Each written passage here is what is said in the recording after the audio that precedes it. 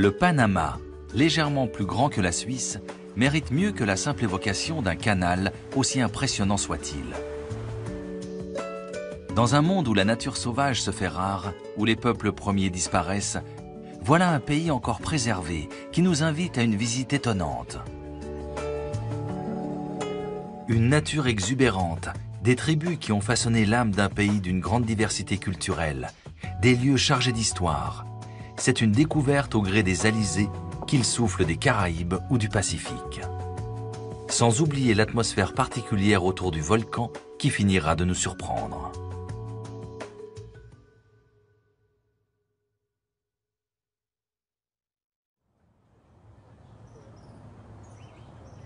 Panama City est la capitale du Panama, une des villes les plus cosmopolites d'Amérique centrale, avec un brassage de population venu aussi bien des Caraïbes que des Amériques, dont ces gratte-ciels sont le témoignage de la vivacité de son économie toujours en mouvement. La métropole abrite 880 000 habitants, pour un pays qui en compte à peine plus de 3,8 millions.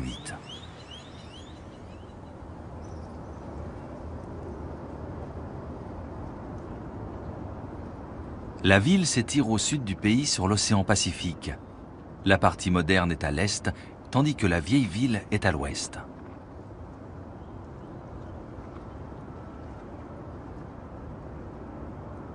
Une route contourne par la mer le Casco Viejo. C'est ici, au pied de la colline d'Ancón, que les Espagnols ont transféré la capitale après la destruction de la ville originelle en 1671. Sur cet emplacement, la ville était plus facile à défendre. Les bateaux ne pouvant approcher en raison d'une barrière de corail, elle était aussi entourée de remparts conséquents. Lorsqu'en 1904 débute la construction du canal, l'afflux de population va repousser les frontières de la ville vers l'est. Le Casco Viejo est peu à peu abandonné par les familles bourgeoises pour devenir un bidonville.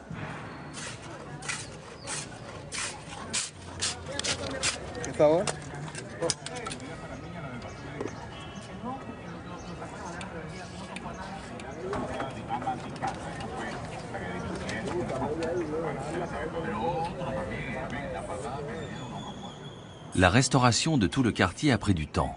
En 2003, l'UNESCO l'inscrit au patrimoine mondial. Les travaux ne sont cependant pas encore achevés. Dans ces vieilles demeures, on vit beaucoup sur les balcons ou sur les trottoirs pour profiter de petites brises rafraîchissantes.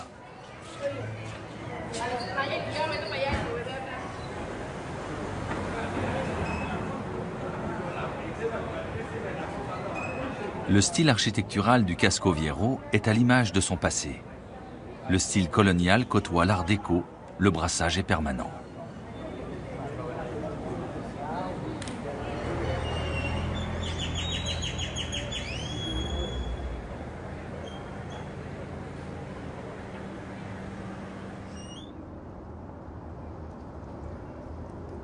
À l'extrémité de l'ancienne cité, la place de France rend hommage à la fois à l'initiative de la construction du canal et aux 25 000 ouvriers qui trouveront la mort durant ces travaux. La plupart d'entre eux auront été victimes soit de la fièvre jaune, soit de la malaria. C'est à cette époque que le Cubain Carlos Finlay découvrira comment les moustiques étaient des vecteurs de transmission de la fièvre jaune et ont pu ainsi commencer à l'éradiquer.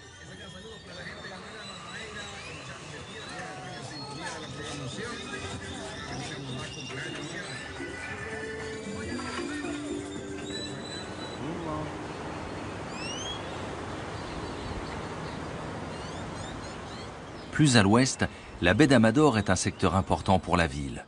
On vient d'y construire un bâtiment audacieux signé par Franck Géry qui abrite le musée de la biodiversité.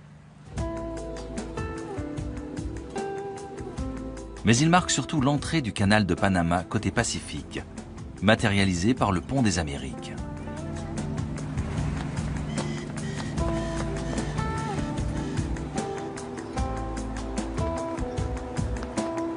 Panama la Vieja, qui est aujourd'hui la vieille ville, a été fondée en 1519 par le conquistador Pedro Aires d'Ávila, avec une centaine d'habitants. Ce sera la première colonie européenne sur la côte pacifique. Le village de pêcheurs devient rapidement une tête de pont pour l'exploration et la conquête du Pérou, et un point de transit pour l'or à destination de l'Espagne. 2 ans plus tard, la ville acquiert le titre de cité royale et sa prospérité devient l'objet de convoitises, en particulier des pirates. En 1671, le pirate gallois Henry Morgan, avec ses 1200 hommes, saccage complètement la ville. Les Espagnols, après cette destruction, établiront le Casco Viejo à 8 km plus à l'ouest. L'avenue centrale fait un peu la liaison entre le Casco Viejo et les quartiers plus modernes. C'est tout autour de cette artère que bat le cœur de la ville, où l'on vient faire quelques courses ou tout simplement flâner. La banane plantain est un des légumes les plus populaires du pays. Elle ressemble en tout point à la banane dessert, dont elle est issue, mais plus épaisse, elle est surtout cuisinée en friture.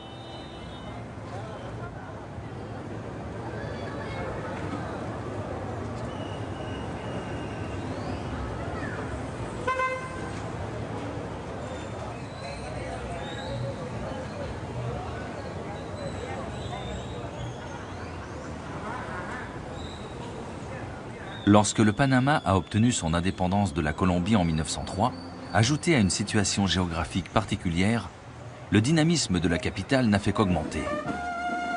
Ce foisonnement et ce brassage ethnique contribuent aussi à l'énergie que dégage la ville.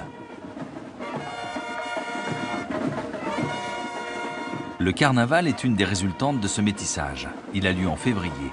C'est un des événements majeurs du pays que l'on répète tout au long de l'année.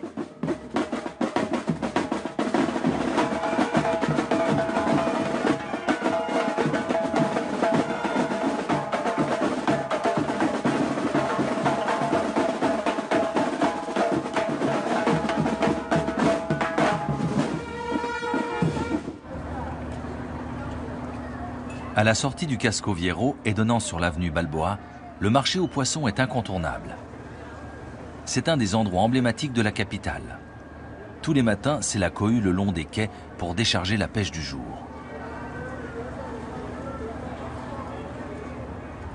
Avec un pays qui possède des côtes sur 2 océans différents, le poisson ne peut être qu'ancré dans le mode de vie du pays. Le marché date de 1995. Il a été construit avec la coopération technique du Japon pour accueillir tous les produits issus de la mer. Il fournit toute la ville.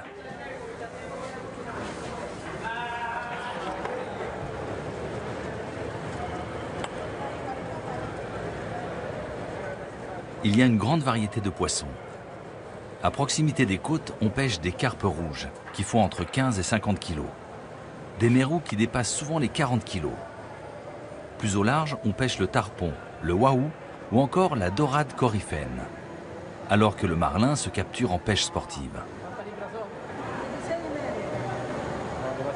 Devant la réduction de la ressource, le pays a développé avec succès l'élevage, en particulier pour les crevettes. Les crustacés sont aussi en vedette. Ils entrent dans la composition du ceviche, le plat traditionnel de toute l'Amérique latine, à base de poissons crus. Entre les stands, on débite des oignons, du piment, de la coriandre, sans oublier le jus de citron qui entre dans la composition de ce que l'on déguste ici à toute heure de la journée.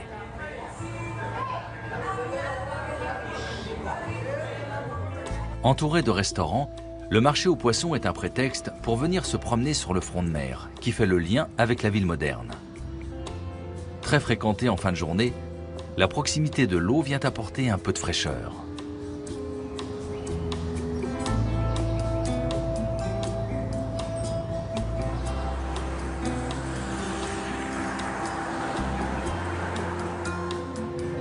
Bien avant que l'on parle de canal, l'isthme de Panama a toujours été un point de passage stratégique entre les 2 côtes de l'Amérique.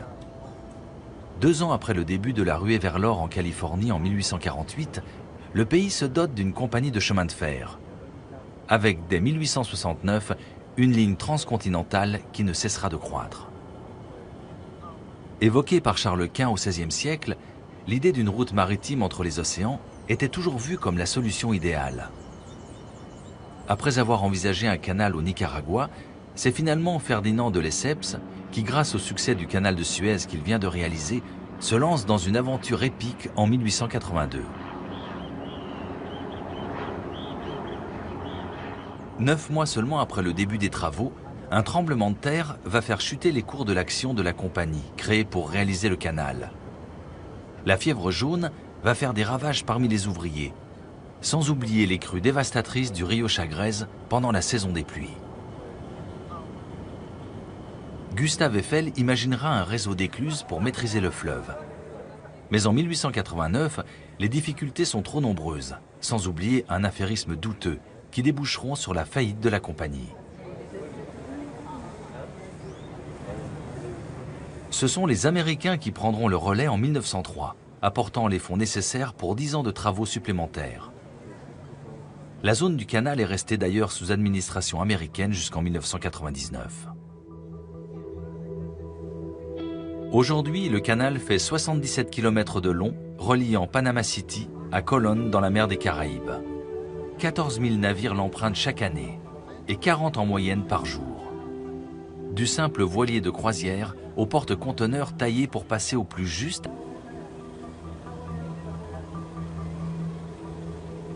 Avec le tourisme, le canal est une des principales ressources financières du pays. 5% du trafic mondial emprunte le canal. Le chiffre d'affaires dépasse les 1,6 milliard d'euros. Certains cargos payent jusqu'à 200 000 euros le droit de passage. Depuis 2007, des travaux gigantesques ont repris pour agrandir les écluses et faire passer des bateaux encore plus grands.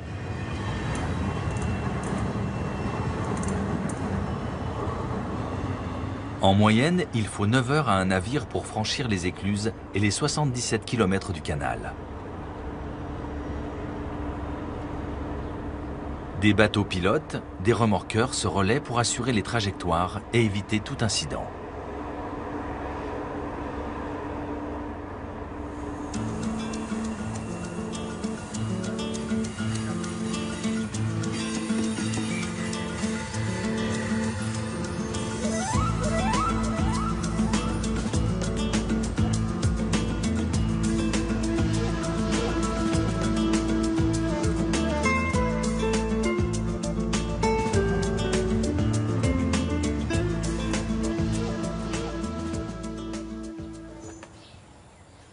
Dès lors que l'on sort du périmètre du canal, la vie sauvage reprend le dessus.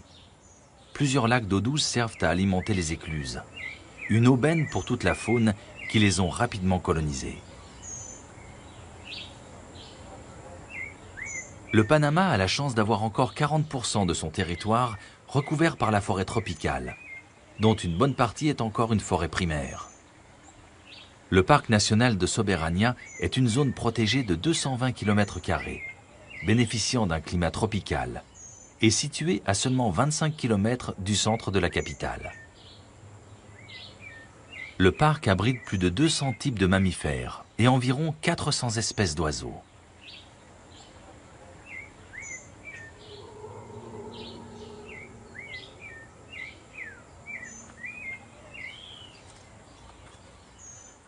Plus inattendu, le tatou. La carapace sur le dos est formée de plaques osseuses articulées recouvertes de cornes. Elles habillent la totalité du dos de l'animal, du front jusqu'à la queue. C'est un solitaire inoffensif qui se nourrit d'insectes. Beaucoup plus bruyants, les singes hurleurs, que l'on distingue rarement et dont le cri est inversement proportionnel à la taille.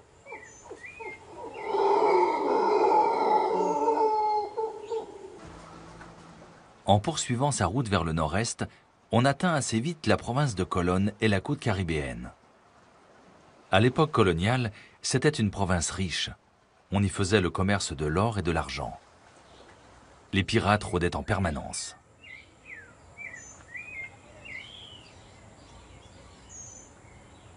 Aujourd'hui, la nature a repris ses droits sur les restes de l'Empire espagnol.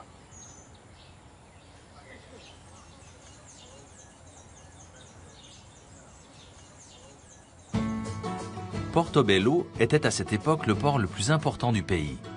Difficile d'imaginer que ce paisible village de pêcheurs était le passage obligé de toutes les cargaisons d'or qui arrivaient du Pérou et que des mules acheminaient ensuite vers la capitale. L'église San Felipe n'a rien d'extraordinaire en apparence, mais elle renferme une statue d'un Christ noir à l'origine légendaire. En 1671, serait arrivé au large de Portobello un galion espagnol en provenance de Carthagène, Pris dans une grosse tempête, il doit se réfugier dans la baie. Il jette à l'eau de lourdes caisses. Les habitants récupèrent le Cristo Nazareno. Ils ont conclu que ce Cristo voulait rester à Portobello et ils placent le bienvenu sur le retable de leur église. Plusieurs places fortes ont été construites par les Espagnols pour défendre la baie.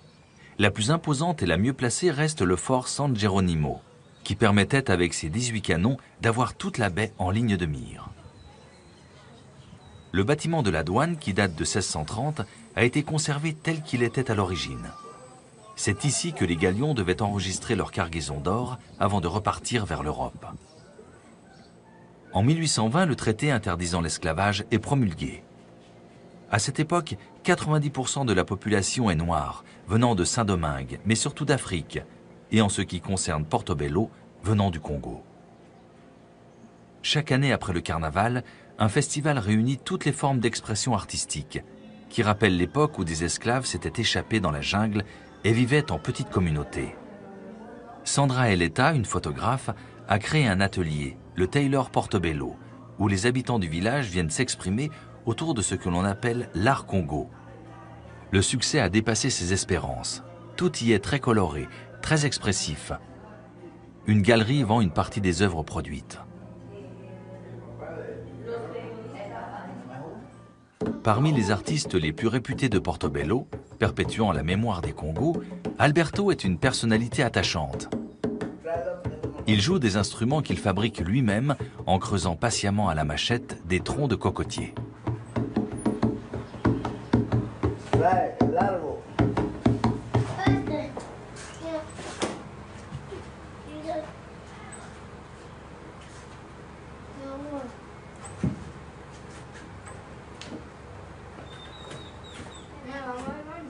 Nous avons jusqu'à maintenant perpétué la mémoire des Congos. Mais le problème aujourd'hui, ce sont les jeunes qui ne sont pas intéressés par les traditions, en particulier celles des Congos. Et donc ça se perd petit à petit.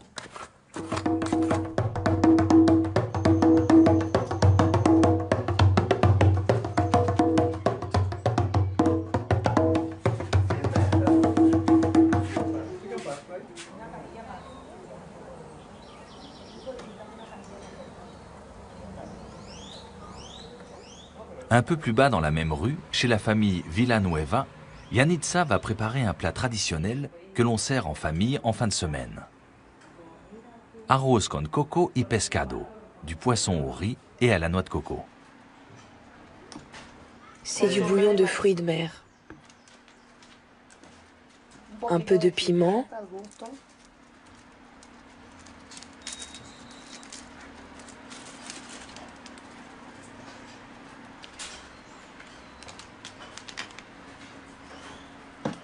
Du sel. On mélange bien.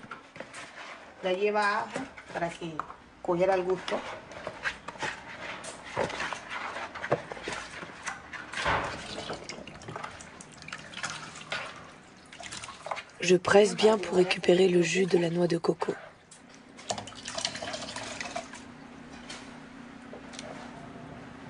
Luego,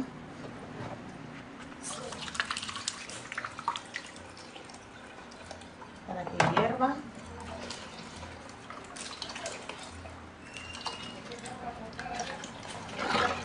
Dans la casserole, des haricots secs mijotent déjà avec du riz.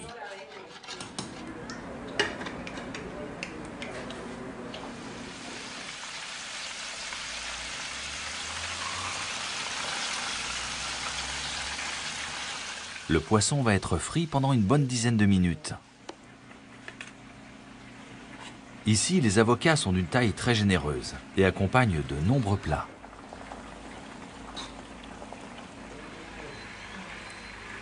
Le dimanche, Yanitza revêt volontiers la polera, qu'elle a elle-même confectionnée pendant de longues heures à l'occasion du carnaval.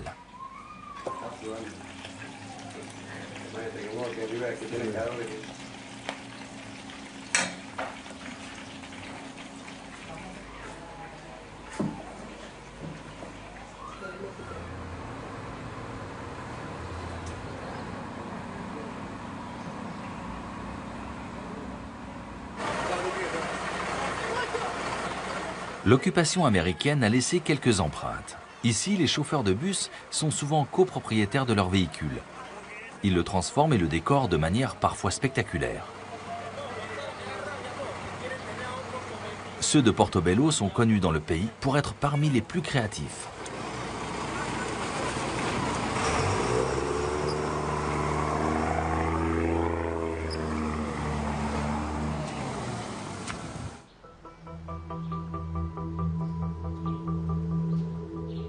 En remontant la côte vers le nord-est, la forêt reprend vite le dessus.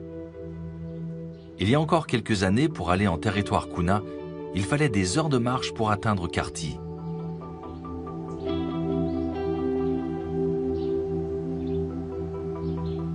Les Kuna sont un groupe ethnique amérindien du Panama et de la Colombie. La majeure partie des tribus auraient émigré de Colombie au XVIe siècle pour venir s'installer tout au long de l'archipel des San Blas.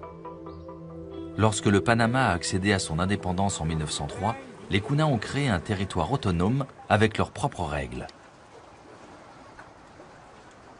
On estime la population Kuna à 70 000 personnes, dont 32 000 vivent sur les îles de l'archipel et 8 000 sur le continent, alors que le reste des tribus vit autour de la capitale.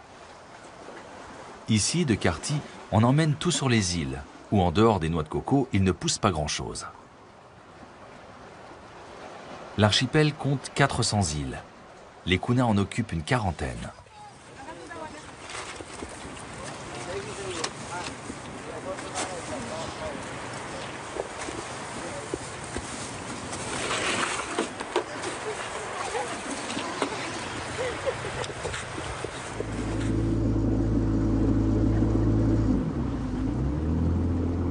Les mouvements sont incessants. La pirogue à moteur est un outil indispensable pour pouvoir circuler.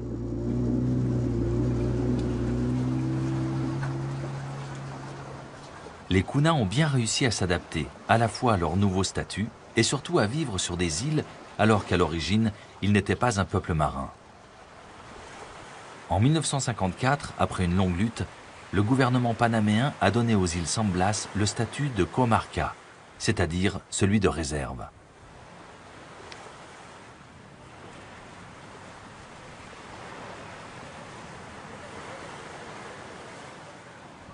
Les plus petites îles ne sont occupées que temporairement par des familles le temps de la récolte des noix de coco. À une époque encore récente, la noix de coco était la principale ressource, et surtout à la base de toute l'économie. Elle servait même de monnaie d'échange.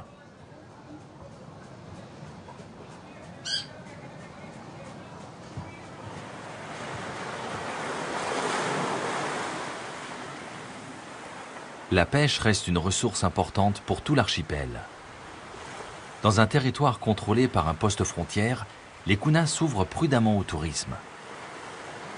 Les îles possèdent des atouts indéniables, mais la religion des Kuna est intimement liée à la nature. Des prières, des chants rendent hommage au vent, à la beauté de ce qui les entoure. Ils considèrent que les Kuna et la nature font partie de la même entité. Un nombre limité d'îles sont aménagées pour accueillir des visiteurs étrangers qui sont tenus de respecter un certain nombre de règles. Quoi qu'il arrive, il est interdit pour un étranger d'acquérir la moindre parcelle de terre. Les Kuna ont une philosophie basée sur la déesse mère Pachamama. Ils sont matriarcaux. La terre est la propriété des femmes et transmise de mère en fille. Les hommes sont des guerriers, les défenseurs de la terre, et sont honorés comme tels. Ils gèrent aussi les équipes de travail. Les femmes portent des vêtements très colorés et se parent de bracelets multicolores appelés winnis sur toute la longueur de leurs bras et de leurs jambes. Selon leurs croyances, ces interminables bracelets qui font apparaître des motifs géométriques les protègent des mauvais esprits. Hilberto vit désormais à Panama City, mais revient régulièrement sur son territoire. Notre principale nourriture est à 90% à base de poissons parce que nous vivons au milieu de l'océan. Je dirais les 10% restants, c'est en général du poulet, car nous n'avons pas de viande, nous n'avons pas de vaches, même sur les terres sur le continent. Symbole de la vie quotidienne des Kuna, la pirogue est omniprésente. taillée pendant plus d'1 mois dans le tronc d'un cocotier. Malgré tous les efforts d'étanchéité, elle prend souvent l'eau. On écope en permanence à l'aide d'une noix de coco. Dès le plus jeune âge, les enfants sont initiés à la navigation avec de petits modèles.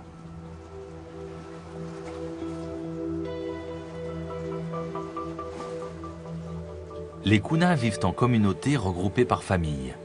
L'espace y est précieux, comme ici sur l'île Corbiski, l'île aux pélicans. La demeure est plus ou moins grande, suivant l'importance de la famille. Mais elle comporte presque toujours 3 huttes, disposées autour d'un patio. Si l'habitation est en bord de mer, l'ensemble est complété par un petit ponton de bois. La plus grande case sert dans la journée de salle de séjour et pour la nuit, on y déroule les hamacs pour toute la famille.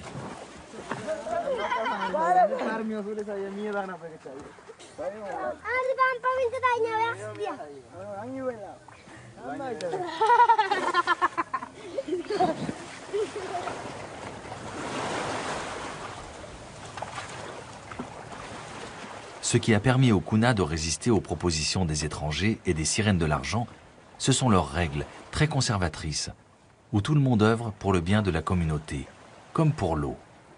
Son approvisionnement est très organisé sur chaque île.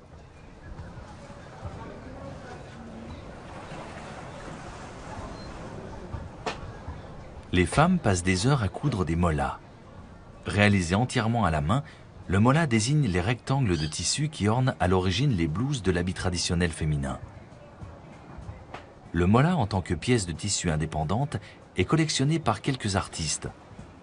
Il commence à être exposé par plusieurs grands musées. Un mollah comporte plusieurs épaisseurs de coton coloré. Chaque couche apparaît au travers de petites fenêtres ménagées finement au ciseau dans la ou les couches supérieures. Tout est très finement découpé. Un dessin figuratif entouré de lignes géométriques apparaît parfois.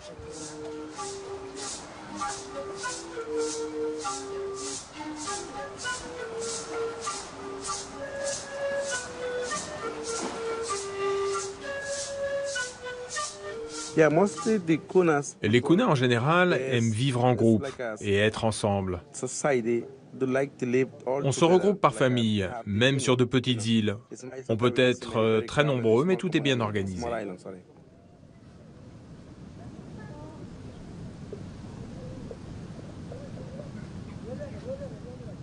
Si le téléphone portable et la télévision ont rapidement fait irruption dans les foyers, la vie quotidienne reste très tournée vers la mer et les activités de plein air. Même sur une île aussi petite que Corbiski, il y a une école qui dispose de 3 classes. Elles permettent d'assurer l'enseignement des classes primaires. Les plus âgés doivent se rendre sur l'île principale où ils restent pensionnaires pendant la semaine.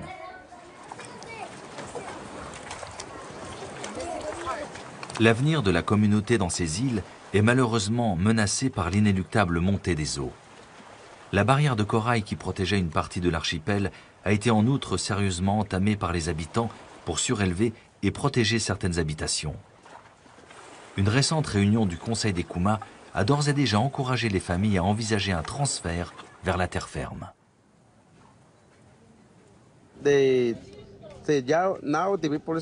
Oui, c'est un fait. Avec le réchauffement climatique, l'eau est en train de monter.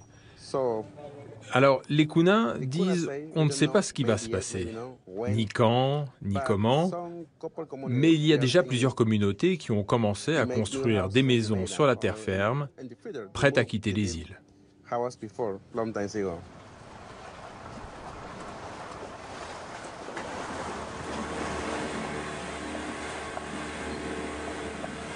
L'île de Kartisukdub est une île importante dans cette partie de l'archipel. On y trouve des commerces et plusieurs écoles. La vie communautaire tient une grande place dans le quotidien des kunas. Elle est régie par le Congresso. Celui-ci est dirigé par des saïlas, que l'on peut considérer comme des chefs coutumiers. Grâce à leur sagesse reconnue, ils vont aider les villageois à régler les problèmes quotidiens. Leur fonction première, cependant, est de faire vivre la tradition.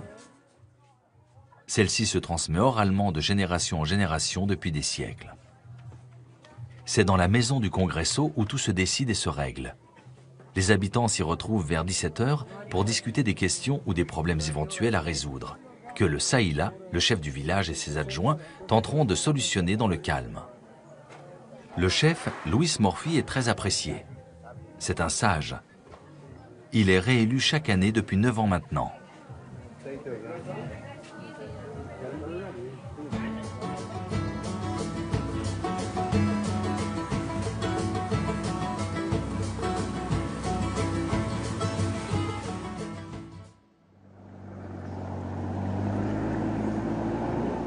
À l'est du pays, la province du Darién est celle qui renferme la plus grande forêt primaire du pays. Il y a 50 ans, 70% du Panama était encore couvert par la forêt. Moins de 40% aujourd'hui. La déforestation reste une question préoccupante, menaçant à la fois la faune et l'habitat traditionnel des Ambera. Les Ambera sont à l'origine un des peuples premiers de la Colombie. Ils vivent aussi dans l'est du Panama. Pour atteindre les premiers villages des Indiens Ambera, il faut remonter la rivière Chagres.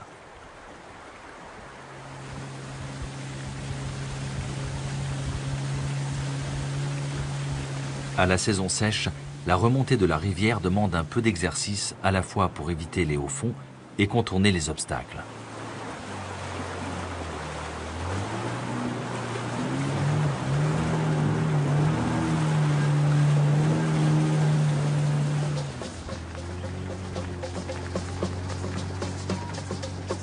Le village de Amberadroa compte une petite cinquantaine d'habitants. En cette fin de matinée, Euclides Ruiz, le chef du village, et plusieurs femmes sont occupés à pêcher et à préparer le poisson.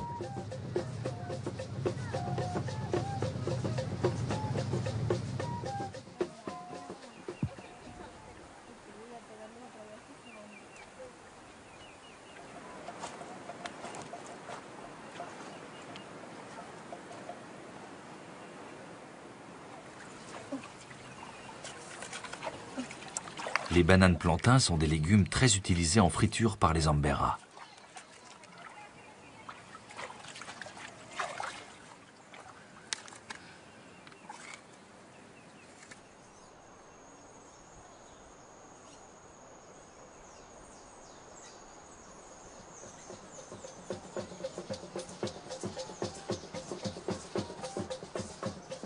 Le village est situé en hauteur de la rivière.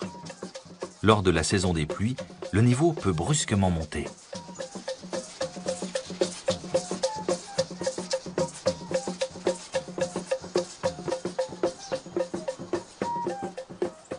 Dans le dernier quart du XXe siècle, les Ambera ont renoncé à leur tenue traditionnelle et ont adopté les vêtements occidentaux.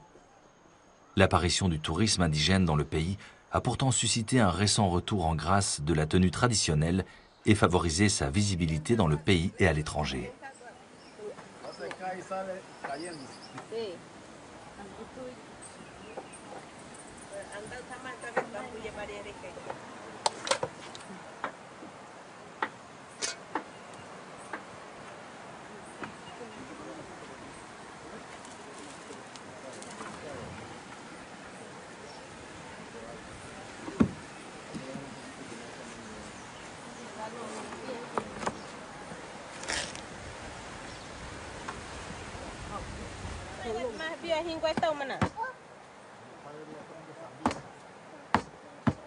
Les bananes plantains sont coupées en tranches avant d'être écrasées, puis frites.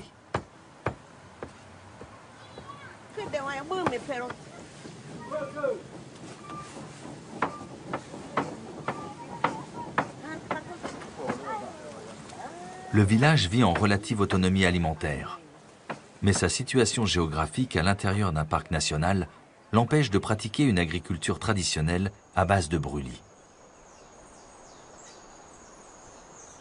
Cette communauté s'est tournée vers le tourisme pour compenser cette diminution de ressources, en mettant notamment en avant sa production de produits de vannerie.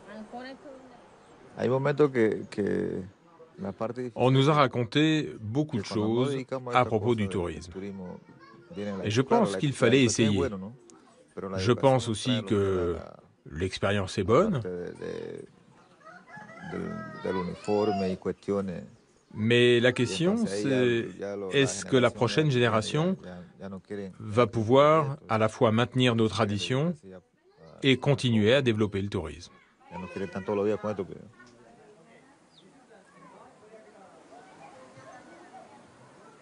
Tout n'a pas été aussi paisible. Entre des migrations répétées et des pratiques chamaniques rendues compliquées avec la proximité d'un monde moderne, les tensions ont été parfois vives.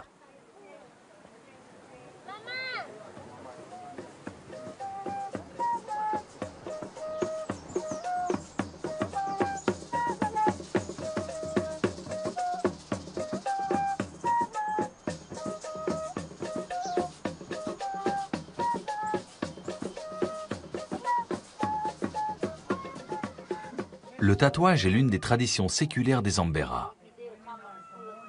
Pour réaliser ces dessins géométriques, les Ambera utilisent les propriétés du jus tiré du fruit de l'arbre appelé jagua. Ils peuvent avoir une signification traditionnelle. Quelquefois indiquer l'appartenance à un groupe ou bien n'avoir qu'un but purement esthétique.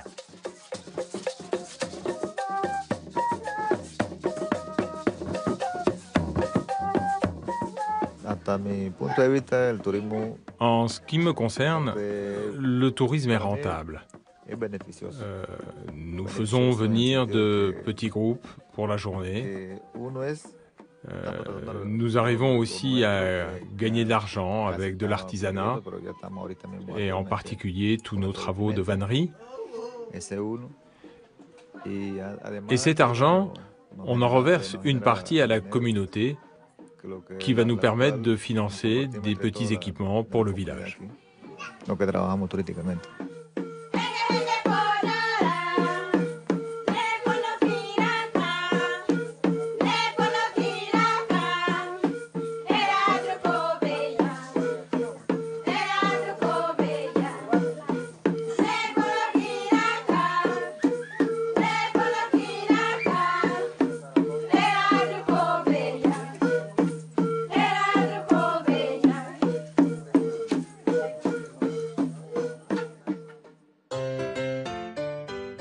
Nous partons pour l'ouest du pays, vers la province de Chiriquí, à la frontière du Costa Rica, avec des paysages étonnants qui n'ont rien à voir avec le reste du pays.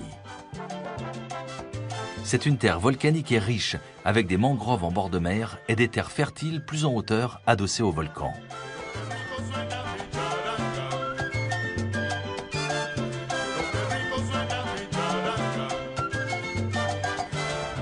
Lorsque les Espagnols ont débarqué au début du XVe siècle, ils ont été étonnés de trouver de très nombreuses tribus qui peuplaient la région, espacées parfois de quelques kilomètres seulement, sans aucun contact entre elles. Toutes ces populations furent particulièrement malmenées jusqu'au XVIIe siècle et pour certaines décimées.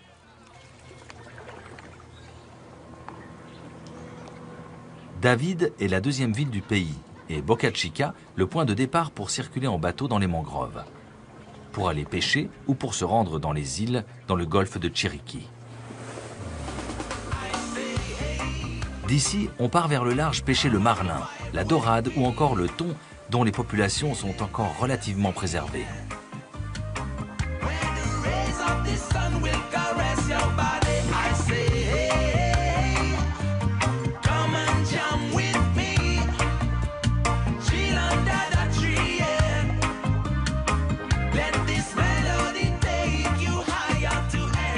Les îles du parc national marin du golfe de Chiriquí sont marquées par la présence du volcan sur les terres hautes. Parmi ces 25 îles, une majorité est entourée par un récif de corail.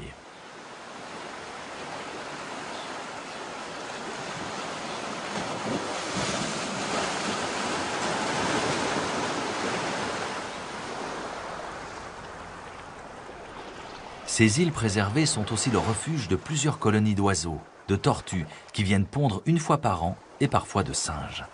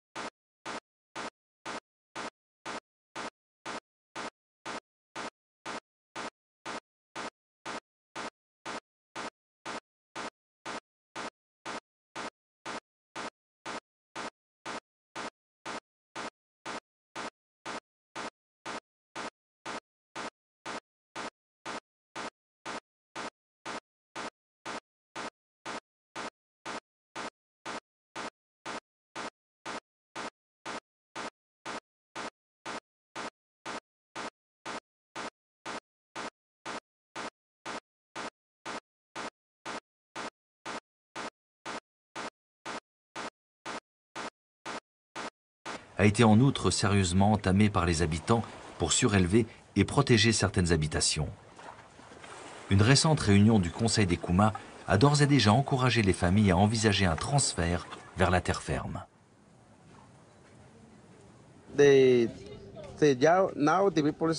Oui, c'est un fait. Avec le réchauffement climatique, l'eau est en train de monter. Alors, les Kuna disent on ne sait pas ce qui va se passer, ni quand, ni comment, mais il y a déjà plusieurs communautés qui ont commencé à construire des maisons sur la terre ferme, prêtes à quitter les îles.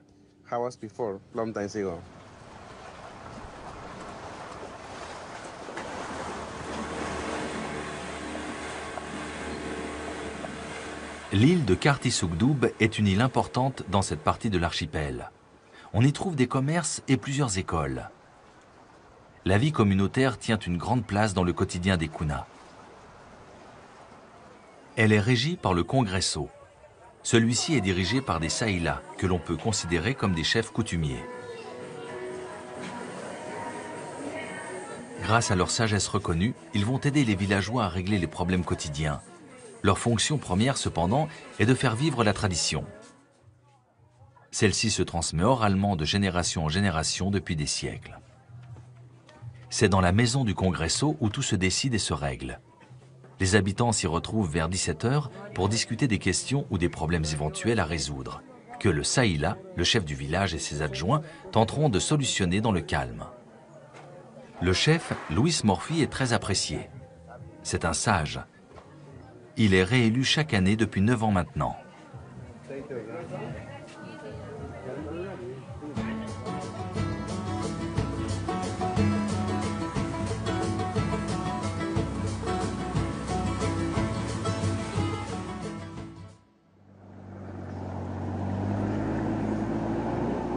À l'est du pays, la province du Darien est celle qui renferme la plus grande forêt primaire du pays.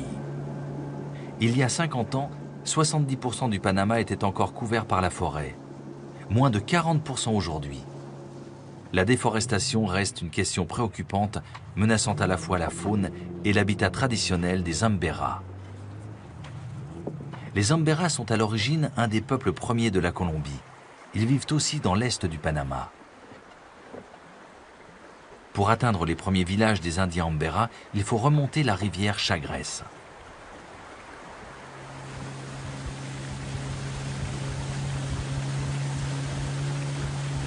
À la saison sèche, la remontée de la rivière demande un peu d'exercice à la fois pour éviter les hauts fonds et contourner les obstacles.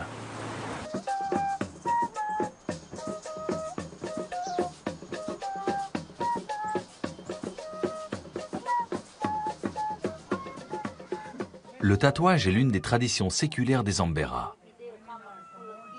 Pour réaliser ces dessins géométriques, les Ambera utilisent les propriétés du jus tiré du fruit de l'arbre appelé jagua. Ils peuvent avoir une signification traditionnelle. Quelquefois indiquer l'appartenance à un groupe ou bien n'avoir qu'un but purement esthétique.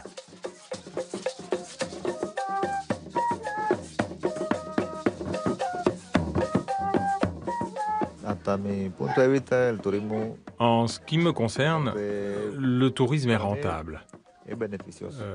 Nous faisons venir de petits groupes pour la journée. Nous arrivons aussi à gagner de l'argent avec de l'artisanat et en particulier tous nos travaux de vannerie. Et cet argent, on en reverse une partie à la communauté qui va nous permettre de financer des petits équipements pour le village.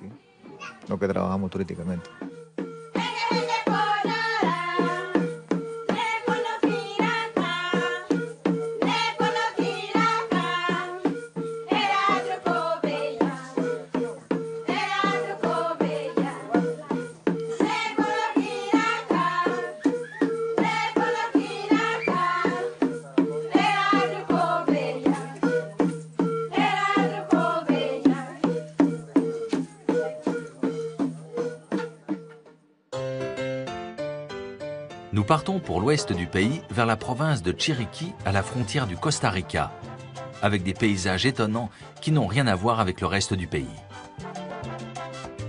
C'est une terre volcanique et riche, avec des mangroves en bord de mer et des terres fertiles plus en hauteur, adossées au volcan.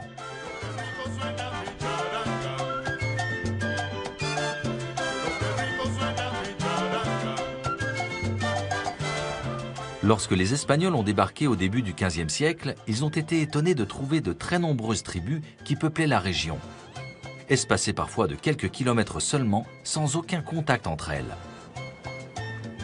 Toutes ces populations furent particulièrement malmenées jusqu'au XVIIe siècle et pour certaines décimées.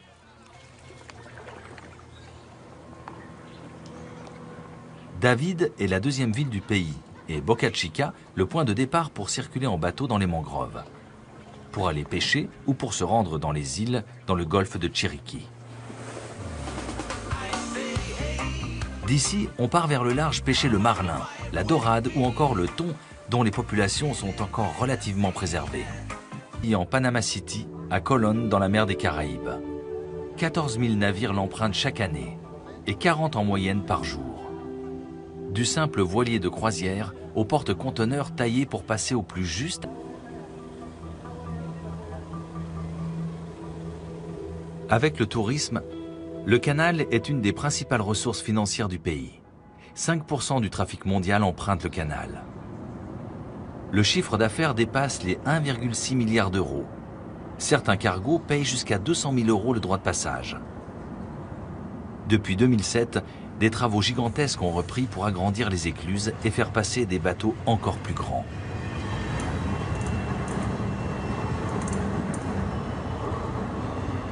En moyenne, il faut 9 heures à un navire pour franchir les écluses et les 77 km du canal. Des bateaux pilotes, des remorqueurs se relaient pour assurer les trajectoires et éviter tout incident.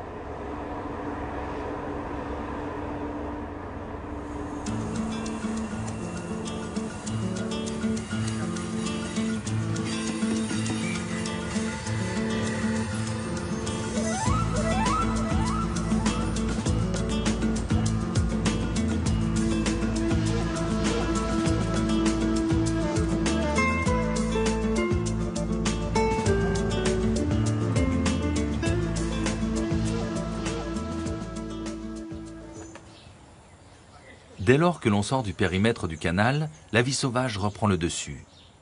Plusieurs lacs d'eau douce servent à alimenter les écluses. Une aubaine pour toute la faune qui les ont rapidement colonisées. Le Panama a la chance d'avoir encore 40% de son territoire recouvert par la forêt tropicale, dont une bonne partie est encore une forêt primaire. Le parc national de Soberania est une zone protégée de 220 km², bénéficiant d'un climat tropical, et situé à seulement 25 km du centre de la capitale. Le parc abrite plus de 200 types de mammifères et environ 400 espèces d'oiseaux.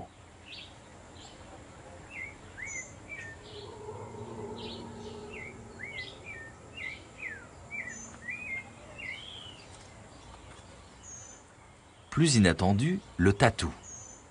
La carapace sur le dos est formée de plaques osseuses articulées recouvertes de cornes. Elles habillent la totalité du dos de l'animal, du front jusqu'à la queue. C'est un solitaire inoffensif qui se nourrit d'insectes.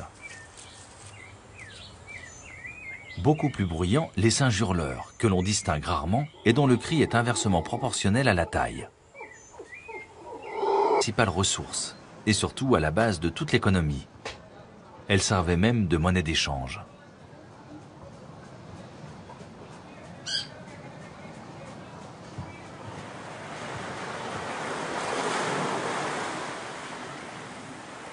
La pêche reste une ressource importante pour tout l'archipel. Dans un territoire contrôlé par un poste frontière, les Kunas s'ouvrent prudemment au tourisme. Les îles possèdent des atouts indéniables, mais la religion des Kunas est intimement liée à la nature.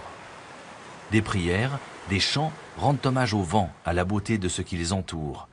Ils considèrent que les Kunas et la nature font partie de la même entité. Un nombre limité d'îles sont aménagées pour accueillir des visiteurs étrangers qui sont tenus de respecter un certain nombre de règles. Quoi qu'il arrive, il est interdit pour un étranger d'acquérir la moindre parcelle de terre. Les Kuna ont une philosophie basée sur la déesse mère Pachamama. Ils sont matriarcaux. La terre est la propriété des femmes et transmise de mère en fille. Les hommes sont des guerriers, les défenseurs de la terre, et sont honorés comme tels. Ils gèrent aussi les équipes de travail. Les femmes portent des vêtements très colorés et se parent de bracelets multicolores appelés winnis sur toute la longueur de leurs bras et de leurs jambes. Selon leurs croyances, ces interminables bracelets qui font apparaître des motifs géométriques les protègent des mauvais esprits. Hilberto vit désormais à Panama City, mais revient régulièrement sur son territoire. Notre principale nourriture est à 90% à base de poissons parce que nous vivons au milieu de l'océan. Je dirais les 10% restants, c'est en général du poulet, car nous n'avons pas de viande, nous n'avons pas de vaches, même sur les terres sur le continent. Symbole de la vie quotidienne des Kuna, la pirogue est omniprésente. Taillée pendant plus d'1 mois dans le tronc d'un cocotier. Malgré tous les efforts d'étanchéité, elle prend souvent l'eau. On écope en permanence à l'aide d'une noix de coco. Dès le plus jeune âge, les enfants sont initiés à la navigation avec de petits modèles.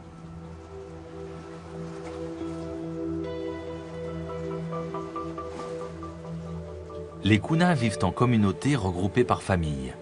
L'espace y est précieux, comme ici sur l'île Corbiski, l'île aux pélicans. La demeure est plus ou moins grande, suivant l'importance de la famille. Mais elle comporte presque toujours 3 huttes, disposées autour d'un patio. Si l'habitation est en bord de mer, l'ensemble est complété par un petit ponton de bois. Dans le dernier quart du XXe siècle, les Ambera ont renoncé à leur tenue traditionnelle et ont adopté les vêtements occidentaux. L'apparition du tourisme indigène dans le pays a pourtant suscité un récent retour en grâce de la tenue traditionnelle et favorisé sa visibilité dans le pays et à l'étranger.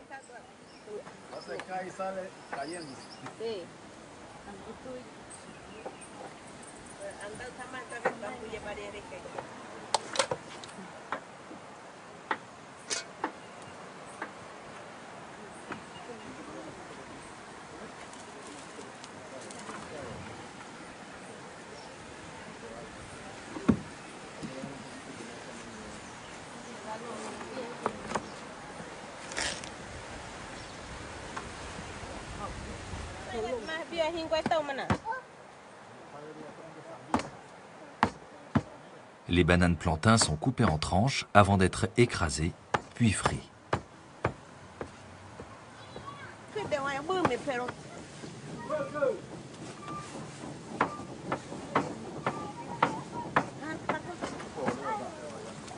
Le village vit en relative autonomie alimentaire. Mais sa situation géographique à l'intérieur d'un parc national l'empêche de pratiquer une agriculture traditionnelle à base de brûlis.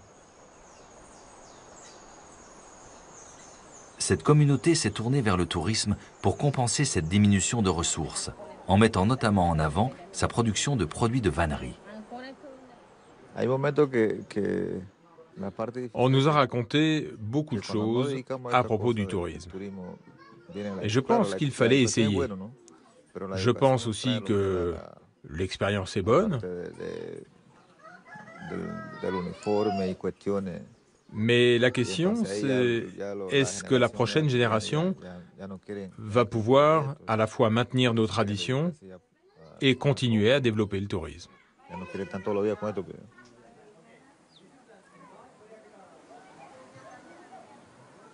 Tout n'a pas été aussi paisible. Entre des migrations répétées et des pratiques chamaniques rendues compliquées avec la proximité d'un monde moderne, les tensions ont été parfois vives.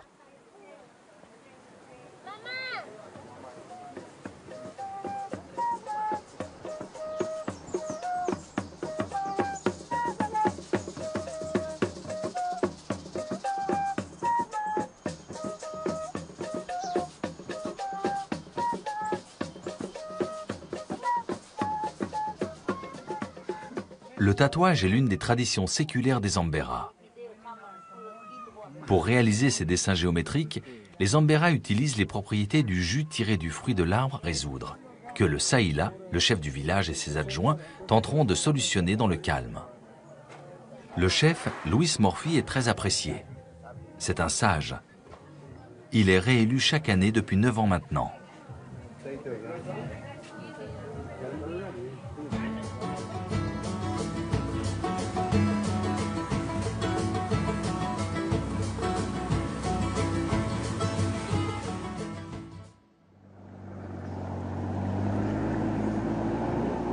À l'est du pays, la province du Darién est celle qui renferme la plus grande forêt primaire du pays. Il y a 50 ans, 70% du Panama était encore couvert par la forêt. Moins de 40% aujourd'hui. La déforestation reste une question préoccupante, menaçant à la fois la faune et l'habitat traditionnel des Ambera. Les Ambera sont à l'origine un des peuples premiers de la Colombie. Ils vivent aussi dans l'est du Panama. Pour atteindre les premiers villages des Indiens Ambera, il faut remonter la rivière Chagres.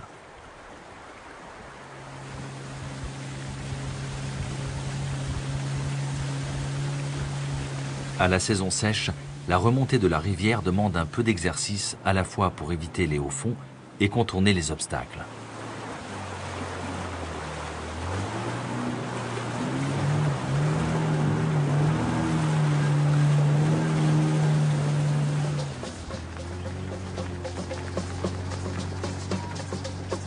Le village de Amberadroa compte une petite cinquantaine d'habitants. En cette fin de matinée, Euclides Ruiz, le chef du village, et plusieurs femmes sont occupés à pêcher et à préparer le poisson.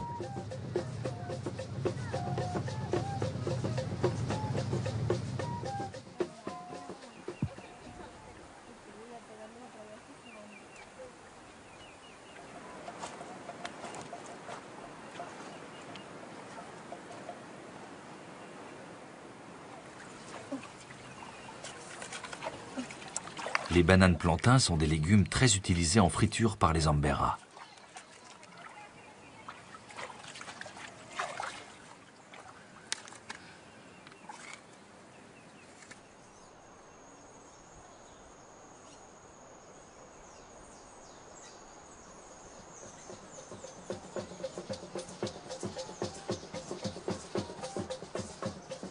Le village est situé en hauteur de la rivière. Lors de la saison des pluies, le niveau peut brusquement monter.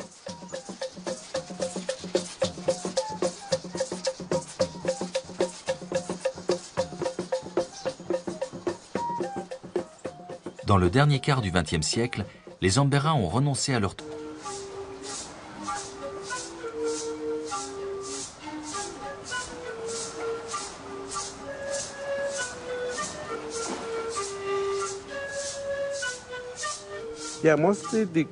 Les Kuna en général aiment vivre en groupe et être ensemble.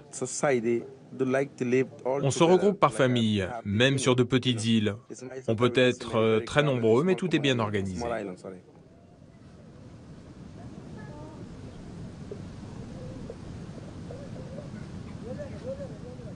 Si le téléphone portable et la télévision ont rapidement fait irruption dans les foyers, la vie quotidienne reste très tournée vers la mer et les activités de plein air.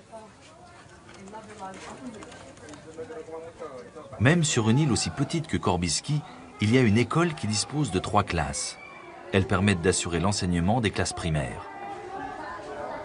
Les plus âgés doivent se rendre sur l'île principale où ils restent pensionnaires pendant la semaine.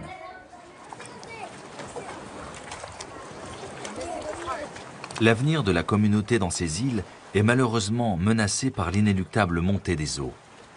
La barrière de corail qui protégeait une partie de l'archipel a été en outre sérieusement entamée par les habitants pour surélever et protéger certaines habitations. Une récente réunion du Conseil des Kumas a d'ores et déjà encouragé les familles à envisager un transfert vers la terre ferme.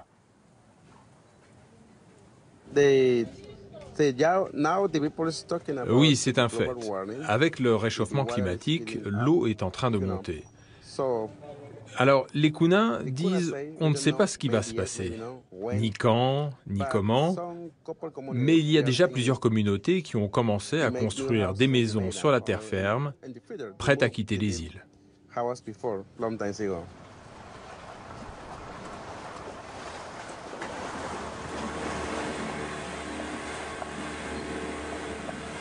L'île de Kartisukdub est une île importante dans cette partie de l'archipel. On y trouve des commerces et plusieurs écoles. La vie communautaire tient une grande place dans le quotidien des Kuna. Elle est régie par le Congresso. Celui-ci est dirigé par des Saïla, que l'on peut considérer comme des chefs coutumiers. Grâce à leur sagesse reconnue, ils vont aider les villageois à régler les problèmes quotidiens. Leur fonction première, cependant, est de faire vivre la tradition. Celle-ci se transmet oralement de génération en génération depuis des siècles. C'est dans la maison du Congresso où tout se décide et se règle. Les habitants s'y retrouvent vers 17 h pour discuter des questions ou des problèmes éventuels à résoudre, que le Saïla, le chef du village et ses adjoints, tenteront de solutionner dans le calme. Le chef, Luis Morphy. Les bananes plantains sont des légumes très utilisés en friture par les Ambera.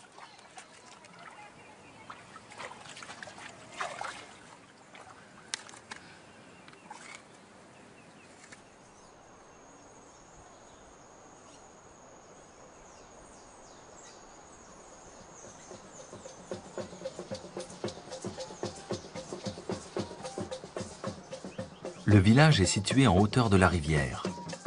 Lors de la saison des pluies, le niveau peut brusquement monter.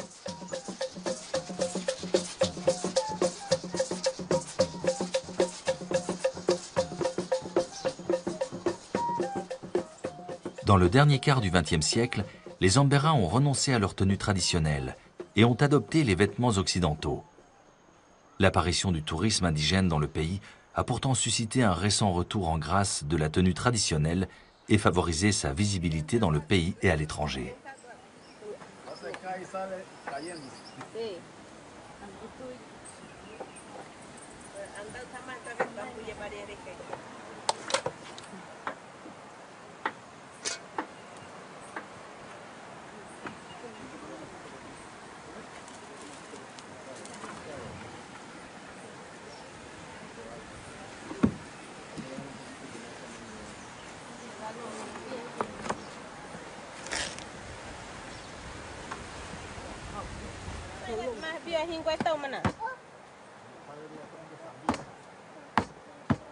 Les bananes plantains sont coupées en tranches avant d'être écrasées, puis frites.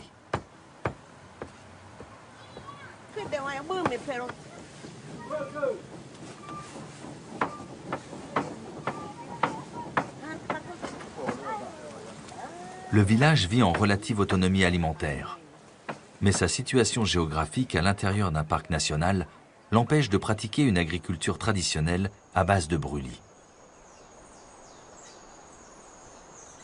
Cette communauté s'est tournée vers le tourisme pour compenser cette diminution de ressources, en mettant notamment en avant sa production de produits de vannerie. On nous a raconté beaucoup de choses à propos du tourisme. Et je pense qu'il fallait essayer. Je pense aussi que l'expérience est bonne. Mais la question, c'est est-ce que la prochaine génération va pouvoir à la fois maintenir nos traditions et continuer à développer le tourisme?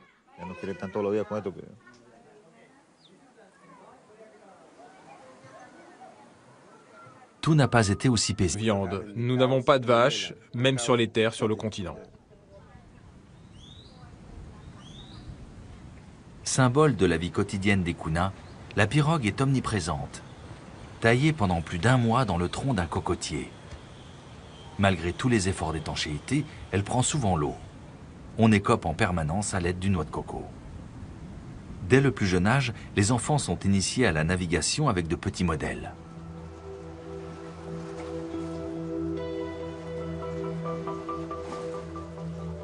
Les Kuna vivent en communauté regroupées par famille. L'espace y est précieux, comme ici sur l'île Korbiski, l'île aux pélicans. La demeure est plus ou moins grande, suivant l'importance de la famille. Mais elle comporte presque toujours 3 huttes, disposées autour d'un patio. Si l'habitation est en bord de mer, l'ensemble est complété par un petit ponton de bois. La plus grande case sert dans la journée de salle de séjour et pour la nuit, on y déroule les hamacs pour toute la famille.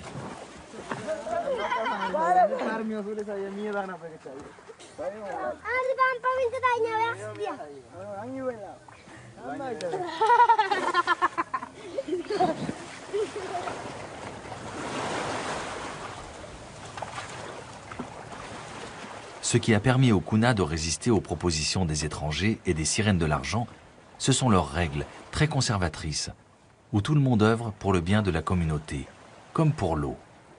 Son approvisionnement est très organisé sur chaque île.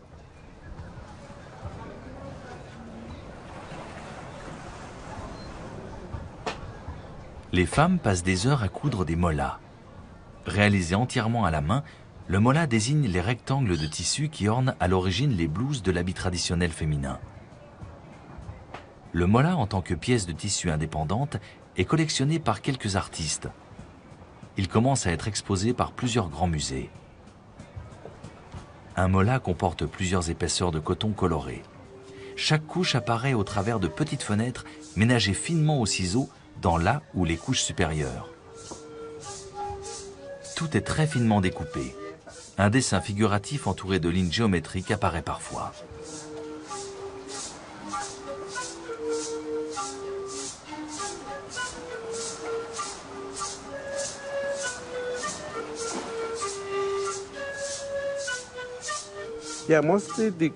Les Kuna en général aiment vivre en groupe et être ensemble.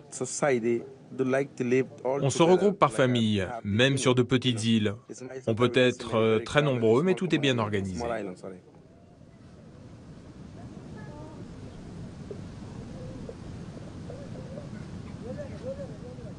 Si le téléphone